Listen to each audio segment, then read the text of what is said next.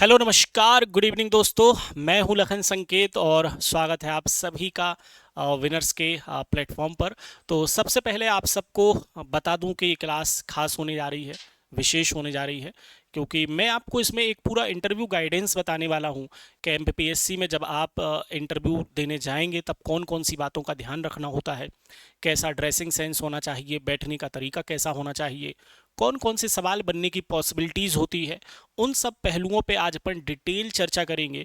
तो अंत तक इस वीडियो को ज़रूर देखिएगा, क्योंकि आने वाले समय में जब भी आप इंटरव्यू देने जाएंगे वीडियो आपके लिए बहुत हेल्पफुल होने वाला है।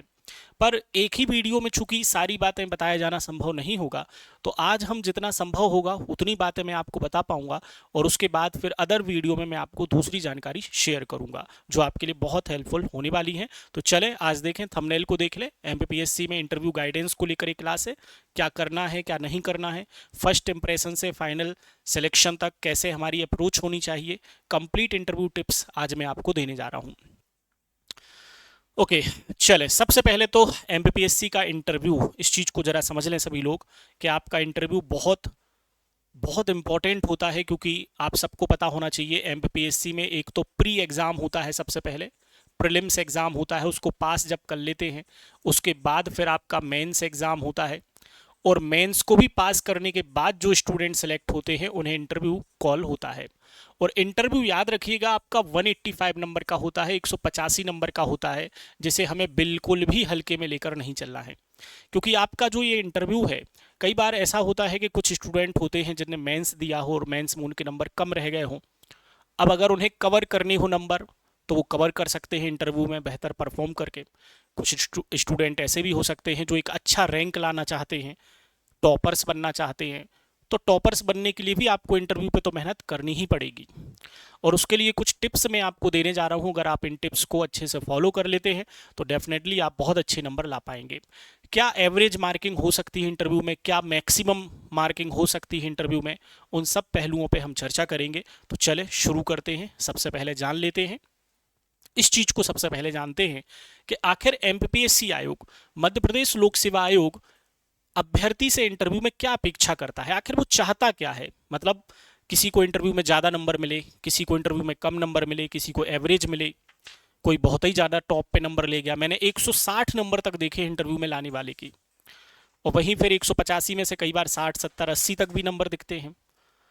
तो अगर मान लो कि एक स्टूडेंट 80 नंबर लाया और एक स्टूडेंट चलो 150 मान लो, तो मतलब सीधा सीधा 70 नंबर का फासला है। और ये 70 नंबर का फासला बहुत कुछ तय करता है।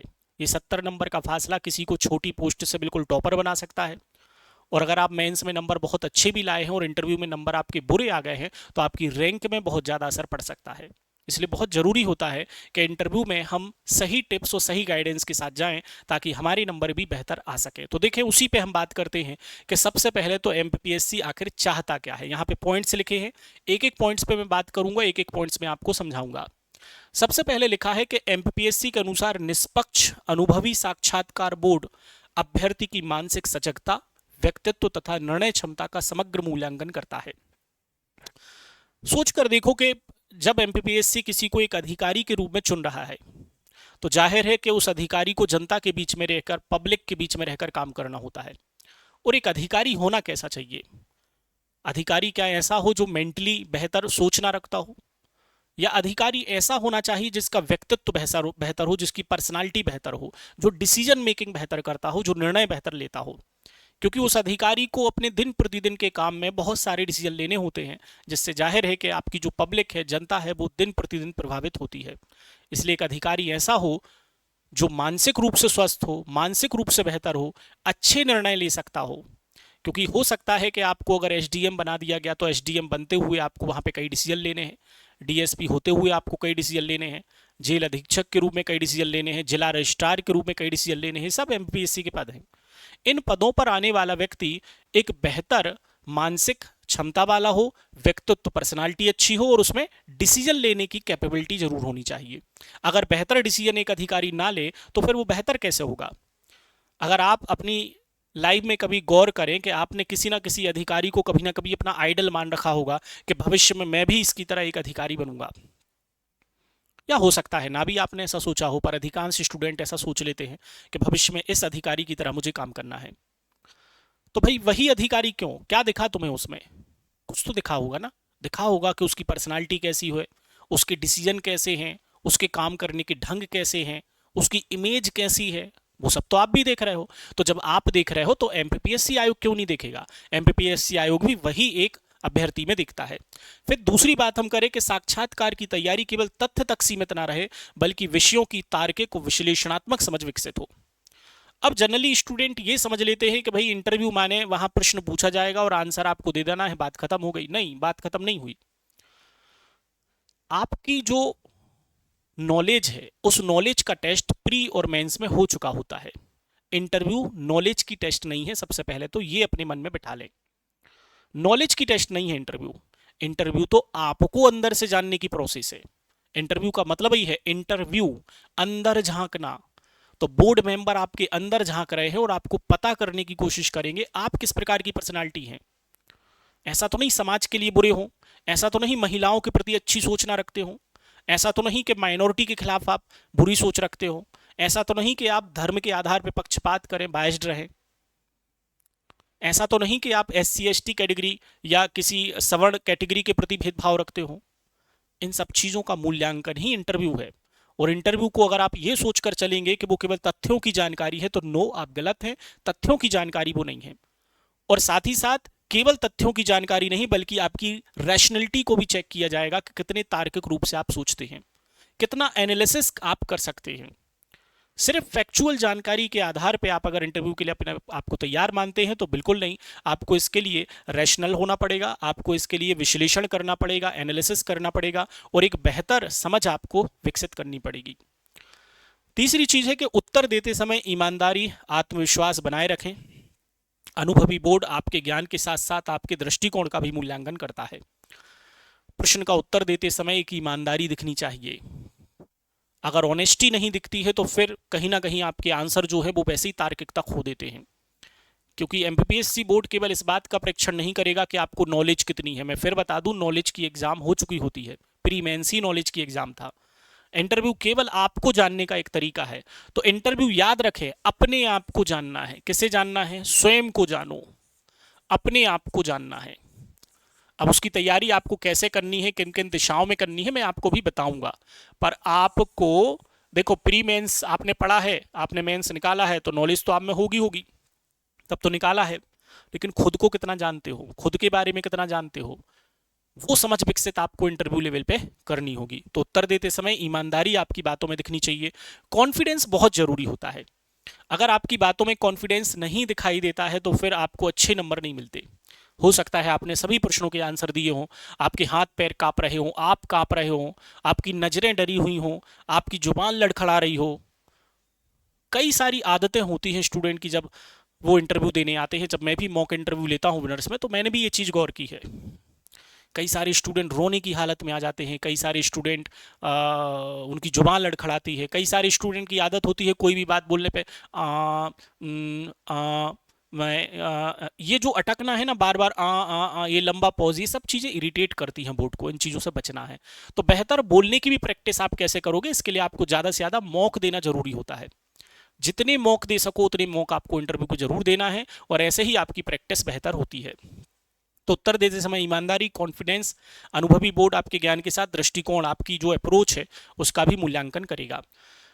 बहुत इंपॉर्टेंट होता है प्रश्न को ध्यान पूर्वक सुनना, समझ होना, और आवश्यक होने पर विनम्रता से पुनः पूछने में संकोच नहीं करना।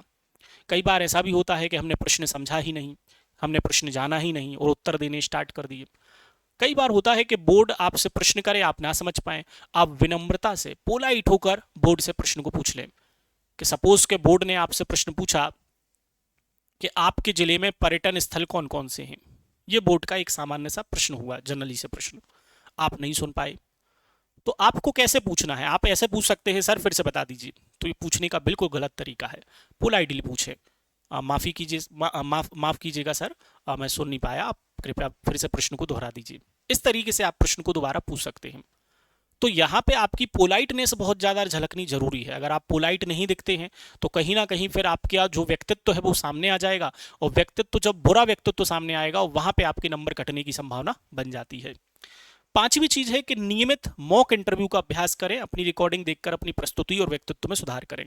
नियमित मॉक इंटरव्यू माने जैसे विनर्स में जो मॉक इंटरव्यू चलते हैं उनमें जरूर शामिल हो, और उनमें शामिल होकर ज्यादा से ज्यादा मॉक देकर आप अपनी जो है समझ को बढ़ा सकते हैं।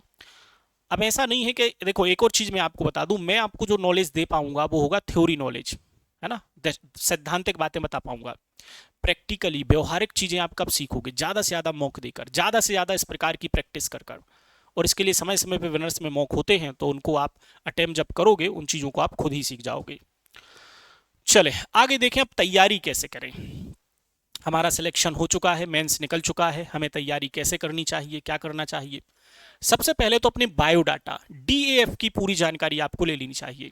ठीक, डीएएफ की जानकारी अगर आप पूरी तरीके से ले लेते हैं तो फिर आपकी ये समझ जाओ कि आपकी तैयारी बहुत अच्छी दिशा में चल रही है। अब डीएएफ का मतलब क्या होता है? तो इसका मतलब होता है डिटेल्ड एप्लीकेशन फॉर्म। ठीक, डीएएफ क्या होता है? जब आपका मेंस निकल जाता है, मेंस निकलने के बाद आपको एमपीएससी की साइट पर जाकर एक फॉर्म डाउनलोड करना पड़ता है। एक फॉर्म होता है व्यक्तिगत विवरण फॉर्म जो पर्सनल जानकारी आपकी देता है, और एक फॉर्म होता है अनुप्रमाणन फॉर्म। अनुप्रमाणन फॉर्म तो आपका एमपीएससी आयोग में जमा हो जाता है। एक व्यक्तिगत विवरण फॉर्म होता है, और उसी व्यक्तिगत विवरण फॉर्म में आपकी पूरी डिटेल होती है। आपका नाम क्या है, आपने ग्रेजुएशन कहाँ से की है, 12वीं पास कहाँ से हैं, 10वीं पास कहाँ से हैं, आपकी हॉबी क्या है, आपके पिताजी का नाम क्या है, आपकी डेट ऑफ बर्थ क्या है, ये सब बातें उसमें लिखी होती हैं। और आपका पूरा इंटरव्यू जो बोर्ड आपसे सवाल करता है वो उसी डेफ को देखकर पूछता है। अब सवाल है कि भाई हम उस डेफ के आधार पे कैसे चीजों को तैयारी करें। याद रखें, आपका पूरा इंटरव्यू, पहली बात तो इंटरव्यू का कोई सिलेबस नहीं है, माइंड से निकाल दें कि कोई सिलेबस है, कोई सिलेबस नहीं है इंटरव्यू का। आपसे जो चीजें पूछी जाएंगी वो आपके उसी डेफ से बनेंगी। माने 90% चांसेस है, 90%, 10% कहां से आ सकता है वो भी मैं आपको बताऊंगा। 90% चांस है कि आपके सारे जो सवाल होंगे वो उसी आपके बायोडाटा से आते हैं। कहीं ना कहीं से कनेक्शन बना के, कहीं ना कहीं से कनेक्ट करके वो सवाल आपसे पूछने लगते हैं। तो सबसे पहले हमें डेफ की जानकारी होनी चाहिए। अब देखो कौन कौन सी चीजें हमें अपने डेफ को लेकर पता करनी है। सबसे पहले वैकल्पिक विषय, ग्रेजुएशन विषय पर अच्छी पकड़ रखें। अब जैसे वैकल्पिक विषय तो एमपीएससी में होता नहीं है, यूपीएससी में होता है, तो यूपीएससी के स्टूडेंट जो उनका ऑप्शनल होता है उस पर उन्हें जानकारी रखनी चाहिए। हम अभी यूपीएससी की बात नहीं कर रहे, हम बात कर रहे हैं ग्रेजुएशन की। एग्जाम्पल के लिए आपने ग्रेजुएशन किया बीए, बैचलर ऑफ आर्ट्स से आपका ग्रेजुएशन है, आपके सब्जेक्ट हैं पॉलिटिकल साइंस, हिस्ट्री है, ज्योग्राफी है, ऐसा मान लिया। तो पूरी पूरी पॉसिबिलिटी है कि आपसे पॉलिटिकल साइंस को लेकर सवाल हो जाए कोई, कि भाई बताओ कार्ल मार्क्स के कोई सिद्धांत पूछ लिया, कौटिल्य का कोई थ्योरी पूछ लिया, कॉन्स्टिट्यूशन से कोई सवाल कर लिया, ज्योग्राफी से जुड़ा कोई सवाल कर लिया, या हिस्ट्री से जुड़ा कोई सवाल कर लिया। इस प्रकार के फैक्चुअल प्रश्न बनने की पॉसिबिलिटी होती है। कई बार सब्जेक्ट को ही आधार बना के आपके जो सवाल होते हैं वो थोड़े से ट्रिकी सवाल भी हो जाते हैं, कि महात्मा गांधी अगर आज होते तो बताओ क्या बदलाव होता दुनिया में, ऐसे भी सवाल हो सकते हैं। ऐसा भी सवाल हो सकता है कि इतिहास का कौन सा शासक है जो आपको बहुत पसंद है, इतिहास का कौन सा शासक है जिसे आप चाहेंगे कि आज वो जिंदा हो जाए। कुछ भी सवाल हो सकता है, क्योंकि मैं फिर बता दूं इंटरव्यू का कोई सिलेबस नहीं होता। सिलेबस अगर होता तो फिर तो तैयारी की बिल्कुल मतलब इस प्रकार से आपको चीजें गाइडेंस की जरूरत भी नहीं पड़ती, क्योंकि आप रट्टा मान लेते, पर इसका रट्टा हो ही नहीं सकता। इसमें तो आपको केवल अवेयर होना है, अपने बारे में जानना है, अपनी डेफ को पढ़ना है, और फिर आप चीजों को बेहतर ढंग से हैंडल कर सकते हैं। तीसरी चीज है समसामयिक घटनाओं की जानकारी रखें, माने करंट अफेयर्स बहुत इंपॉर्टेंट है। मैंने कहा था कि 90% आपका जो सवाल पूछा जाएगा वो आपके डेफ के ही इर्द गिर्द आता है। अब 10% जो बचता है वो है करंट अफेयर्स। करंट अफेयर्स असल में जैसे भाई करंट में अमेरिका ईरान का युद्ध चल रहा, करंट में राम मंदिर में भ्रष्टाचार की काफी ज्यादा अभी चर्चाएं सुनने में आ रही हैं, सीजेपी प्रोटेस्ट अभी काफी ज्यादा चल रहा है, फिर कहीं पे चुनाव हुए, कहीं पे देश में कोई घटना घटी, कोई नया कानून देश में लाया जा रहा है, कोई संविधान में संशोधन हो चुका है, कोई सुप्रीम कोर्ट हाई कोर्ट में महत्वपूर्ण डिसीजन सुनाए गए हैं, हमारे देश के राष्ट्रपति की, प्रधानमंत्री की किसी विदेशी दौरे पे यात्रा हुई है, कोई अंतर्राष्ट्रीय संगठन है, उस अंतर्राष्ट्रीय संगठन ने कुछ डिसीजन लिए हैं। इन सब चीजों पे नजरें आपको उस दौरान बना के रखनी चाहिए, क्योंकि यहां से सीधे सीधे प्रश्न बनने की संभावना बनती है। फिर चौथी चीज बनती है कि जिस विभाग में आप पद के लिए जा रहे हैं उसकी जानकारी भी आपको रखनी चाहिए। अब भाई मान लो आपका सपना है, आप कहते हो हमारा बचपन से सपना है कि हम डिप्टी कलेक्टर बन जाएं, हमारा बचपन से सपना है कि हम एसडीएम बन जाएं। पर फिर अगर आयोग आपसे पूछे, बोर्ड आपसे पूछे कि डिप्टी कलेक्टर और एसडीएम में अंतर क्या है, डीएसपी क्या है, एसडीओ क्या है, और आपको ये पता ही ना हो तो फिर कैसे सपना हो सकता है? जाहिर आप झूठ बोल रहे हो।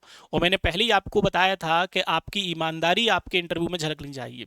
ऐसा नहीं कि सपना कुछ और है, जानकारी आपको कुछ भी नहीं है। तो जानकारी का होना बहुत जरूरी है। इसलिए आपको जिस पद को आप चुन रहे हो, जिस पद पे आप जा रहे हो, जिस पद पे जाने की इच्छा आप रखते हो, उस पद से जुड़ी जानकारी आपको रखनी चाहिए। होता यह है कि जब भी मेंस क्लियर हो जाता है, उसके बाद आपको एमपीएससी आयोग बताता है कि कई सारे डॉक्यूमेंट्स हैं, उनकी एक बड़ी लिस्ट है। वो लिस्ट आपको पूरी ओरिजिनल डॉक्यूमेंट के साथ एमपीएससी आयोग में जमा करानी होती है। उसके कुछ समय बाद आपको एमपीएससी आयोग एक अवसर देता है, एक समय सीमा देता है। उस समय सीमा के भीतर जो जो वैकेंसी है उनका प्रेफरेंस आपको तय करके जमा करना होता है, ऑनलाइन हो जाता है। प्रेफरेंस का मतलब, जैसे मान लो 5 पद आए, डिप्टी कलेक्टर का पद आया, डीएसपी का पद आया, जेल अधीक्षक का पद आया, जिला रजिस्ट्रार का पद आया और नायब तहसीलदार का पद आया। आप इन 5 में से कौन सा पद चाहते हो, उसका पूरा प्रेफरेंस आपको बनाना पड़ेगा। अब भाई कई सारे लोग होते जिन्हें वर्दी पहननी है, तो वो सबसे ऊपर क्या रख देगा, डीएसपी, फिर बाकी के पद रख देगा। अब किसी को भाई डिप्टी कलेक्टर चाहिए तो वो डिप्टी कलेक्टर ऊपर रख देगा, किसी को जिला रजिस्ट्रार चाहिए वो जिला रजिस्ट्रार ऊपर रख देगा। और आपने जो ऊपर पद रखा है उसी के अकॉर्डिंग आपको पोस्ट मिलेगी। अब सपोज के मान लो आप मध्य प्रदेश में टॉपर हैं, पहली रैंक आई आपकी, लेकिन आपने नंबर 1 पोजीशन पे रखा था डीएसपी, जबकि सबसे ज्यादा जो अच्छी पोस्ट मानी जाती है एमपीपीएससी में वो डिप्टी कलेक्टर है। लेकिन क्योंकि आपने डीएसपी पोस्ट को प्रेफरेंस दी थी तो आपको डीएसपी ही मिलेगा, भले आप नंबर 1 हो, क्योंकि वो आपने चयन किया। तो यही हम बात कर रहे हैं कि जिस विभाग के लिए आप जा रहे हैं, आप दिखा रहे हो कि डीएसपी आपको बनना है, तो डीएसपी की जानकारी होनी चाहिए। अब वो जानकारी के लिए अपन अलग से चर्चा करेंगे बाद में, लेकिन फिलहाल आप याद रखें जिस पद पे आप जाओगे उसकी जानकारी आपको जरूर होनी चाहिए। फिर बहुत इंपॉर्टेंट है कि आप जिस गृह जिले से आते हैं, जिस राज्य से संबंधित हैं, उसकी भी जानकारी। वैसे तो एमपीपीएससी के मैक्सिमम स्टूडेंट मध्य प्रदेश से रिलेटेड हैं, पर कई सारे स्टूडेंट होते हैं जो राजस्थान से भी हो सकते हैं, राजस्थान उनका निवास है। मेरे पास एक स्टूडेंट एक बार मॉक देने आई, वो पंजाब की थी। अब पंजाब से आई तो मैंने उसको सवाल करना स्टार्ट कर दिया कि भाई पंजाब में नशे की समस्या है ना, पंजाब की जो समस्याएं हैं उन पर बात कर दी। अभी कुछ ही समय पहले एक दिल्ली में रहने वाली स्टूडेंट आई इंटरव्यू देने, तो अब मैंने दिल्ली को लेकर सवाल किए, दिल्ली के पहले सीएम कौन थे, पहली महिला सीएम कौन थी, 69वां 70वां संशोधन क्या था, ये सब दिल्ली से रिलेटेड थे।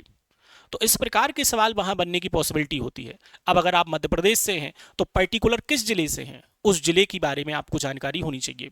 जैसे सपोज के आप आते हैं मंदसौर जिले से, अगर आप मंदसौर जिले से आते हैं तो मंदसौर जिले से आते हैं तो आपको मंदसौर के बारे में क्या क्या पता होना चाहिए। सबसे पहले तो पता होना चाहिए पर्यटन, क्या क्या घूमने योग्य जगहें हैं पर्यटन में, आप पता करें मंदसौर में, आप जिस जिले के हैं बताएं। फिर केवल घूमने लायक जगह कौन सी है इतना पता करने से काम नहीं बनेगा। फिर जैसे मान लो कोई मंदिर है, कोई किला है, उसका निर्माण किसने करवाया, उसका इतिहास भी आपको पता करके जाना चाहिए। इतने से काम नहीं बनेगा कि आपने पता कर लिया, उसकी विशेषता क्या है आपको पता होना चाहिए।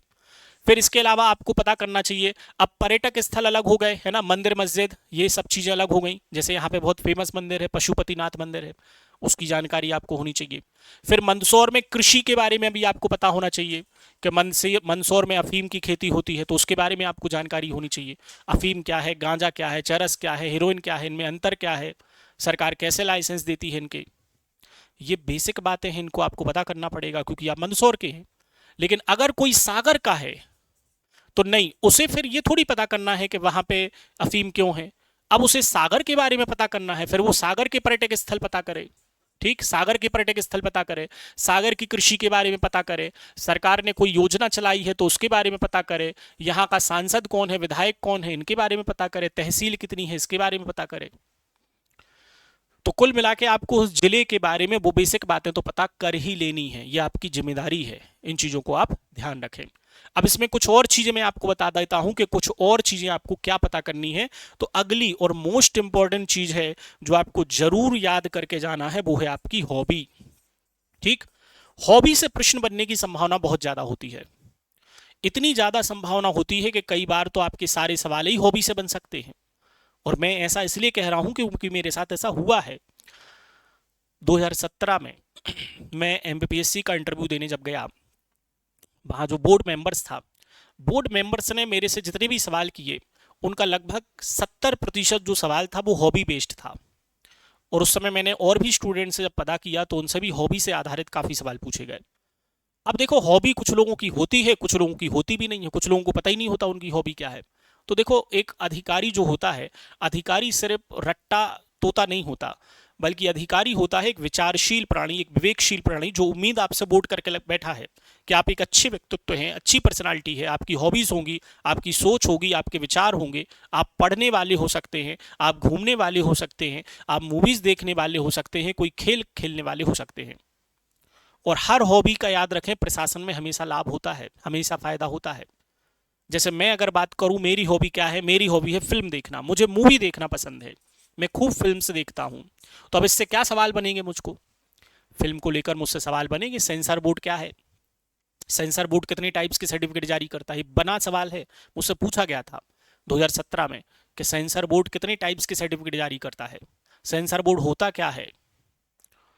फिर आपका फेवरेट एक्टर कौन सा है, कौन सी फिल्म उसकी आपने देखी है, फिल्मों में अश्लीलता दिखाने लगे हैं, इसके बारे में आपके क्या विचार हैं। ओटीटी क्या है, आजकल काफी प्रचलन में है। खैर, अब उस जमाने में तो नहीं था ओटीटी प्रचलन में, अभी है।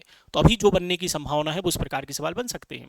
मैं 2017 में जब इंटरव्यू देने पहुंचा था, उस समय एक फिल्म काफी विवादित थी जिसका नाम था पद्मावत। शाहिद कपूर और रणवीर सिंह की एक फिल्म थी। उस फिल्म को लेकर काफी विवाद थे, इतिहास में छेड़खानी को लेकर राजस्थान के कई सारे लोगों ने उस पर काफी विरोध जताया था।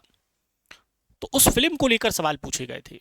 माने अगर आपकी हॉबी है और करंट में उससे जुड़ी कोई घटना घटी है तो वो भी सवाल बन सकता है कि अगर आपकी हॉबी क्रिकेट खेलना है तो आपसे पूछ लिया जाएगा कि हाल ही में भारत ने कौन सी सीरीज खेली, आईपीएल में अभी कौन पर्पल कैप है, कौन ऑरेंज कैप है, कितनी बार भारत वर्ल्ड कप जीता है, डायमंड डक क्या है, गोल्डन डक क्या है। अगर आप चेस खेलते हैं तो चेस में सवाल आपके पूछे जा सकते हैं कि कितने आज तक भारत में ग्रैंड मास्टर हुए हैं, ग्रैंड मास्टर कौन कहलाते हैं, पहला ग्रैंड मास्टर कौन था, फिडे क्या होता है, फिडे की येलो रेटिंग क्या होती है, कितनी येलो रेटिंग पाने पे ग्रैंड मास्टर मिल जाता है। सवाल की कोई सीमा नहीं है, कहीं से भी बन सकता है। पर हमें कुछ ऐसे पॉइंट्स तो एटलीस्ट पता हो ना कि किस दिशा में हमें काम करना है। मैं वही पॉइंट्स आपको बता रहा हूं कि आपको इन चीजों पे काम जरूर कर लेना है। कौन कौन सी चीजें बताई मैंने आपको? सबसे पहले ग्रेजुएशन पे काम करना है आपकी जो भी है। अगर आपने पीजी कर रखा है, पोस्ट ग्रेजुएशन करा है, कि एमए सोशियोलॉजी में, एमए आपने कर रखा है पॉलिटिकल साइंस में, हिस्ट्री में, ज्योग्राफी में, एमएससी आपने कर रखा है, तो उसकी भी जानकारी आपसे पूछी जा सकती है। करंट अफेयर्स बहुत इंपॉर्टेंट है, करंट में घटी सब घटनाएं आपको पढ़ लेनी है, विशेष रूप से पिछले 1 महीने में घटी। बहुत पुराना करंट तो नहीं पूछा जाता इंटरव्यू में, पर 1 आध महीने पहले तक की घटी घटनाएं जरूर पूछी जाती। खास करके उस दिन का न्यूज़पेपर पढ़ के जरूर जाना है। जिस दिन आपका इंटरव्यू है उस दिन का न्यूज़पेपर पढ़ के आपको जरूर जाना है, क्योंकि जनरली कई बार हो जाता है पूछ ले के बताओ आज के न्यूज़पेपर में क्या खबर छपी है, पूछा जा सकता है, पढ़ना पड़ेगा। जिस विभाग में जा रहे हो उसकी फुल डिटेल आपके पास होनी चाहिए। फिर अपने गृह जिले के बारे में आपको पता होना चाहिए, अपनी हॉबी के बारे में पता होना चाहिए। फिर एक चीज और बचती है जिसके बारे में आपको पढ़ना है, डेफ से जुड़ी जानकारी बता रहा हूं मैं। वो चीज क्या है? आपका नाम, पिता का नाम। ठीक, पिता का नाम, आपके स्कूल या कॉलेज के नाम, इनसे जुड़े सवाल भी कई बार बन जाते हैं। क्या सवाल बनते हैं? जैसे मान लो एक व्यक्ति आता है इंटरव्यू देने बोर्ड के सामने और उस व्यक्ति का नाम है नरेंद्र। बन गया सवाल। सबसे पहले तो नरेंद्र का मतलब क्या है? भारत में नरेंद्र नाम से एक फेमस पर्सनालिटी का नाम बताओ। मान लो किसी का नाम अमित है, कुछ भी नाम हो सकता ना। मान लो किसी का नाम गोपाल है, तो गोपाल का मतलब क्या है? गोपाल के पर्यायवाची बताओ। बन सकता है, कुछ भी सवाल बन सकता है। अपने नाम का अर्थ तो आपको पता कर ही लेना है। कुछ भी नाम हो आपका, अर्थ हो ना हो, जो भी है, जैसी भी स्थिति है वो आपको बतानी है। फिर इसके अलावा आपके पिता के नाम से जुड़े सवाल बन सकते हैं कि पिता का नाम है आपके शिवराज, तो शिवराज सिंह चौहान भी कनेक्ट हो सकते हैं, शिव भगवान भी कनेक्ट हो सकते हैं, सत्यम शिवम सुंदरम पे भी सवाल हो सकते हैं। कनेक्ट कहीं पे भी सवाल करके पूछा जा सकता है, तैयार हर कंडीशन के लिए होना पड़ता है। आपके स्कूल का नाम मान लो विवेकानंद स्कूल है, आपके स्कूल का नाम मान लो सरदार वल्लभ भाई पटेल है, आपके कॉलेज का नाम मान लो रानी लक्ष्मीबाई कॉलेज है, कुछ भी हो सकता है ना, कोई भी नाम हो सकते, कोई भी फेमस पर्सनालिटी पे स्कूल कॉलेज के नाम हो सकते हैं, उनसे जुड़े सवाल बन सकते हैं। माने आपके डेफ में, आपके बायोडाटा में जो जो शब्द दिख रहे हैं उन सब शब्दों के बारे में तो आपको पता जरूर कर लेना है। इतनी चीजें आपको पता कर लेनी है इंटरव्यू में। तो इस क्लास में मैंने आपको दो चीजें बताई, एक तो आपसे एमपीपीएससी क्या चाहता है, दूसरा आपको क्या क्या चीजें तैयार कर लेनी है अपने बायोडाटा को लेकर। तो आज ये पहला सेशन था और इस पहले सेशन में मैंने आपको इतनी जानकारी दी। इसके बाद मैं और भी सेशन लाऊंगा, उन सेशन में आपको और भी चीजें बताऊंगा कि आपको इंटरव्यू में और किन किन चीजों पे काम कर लेना है। तो उम्मीद है कि आपको इस क्लास से बहुत हेल्प मिलेगी। मैं लखन संकेत आज की अपने सेशन को विराम दूंगा। नेक्स्ट सेशन में हम आगे पे चर्चा करेंगे। तब तक के लिए tata bye bye, take care, जय हिंद।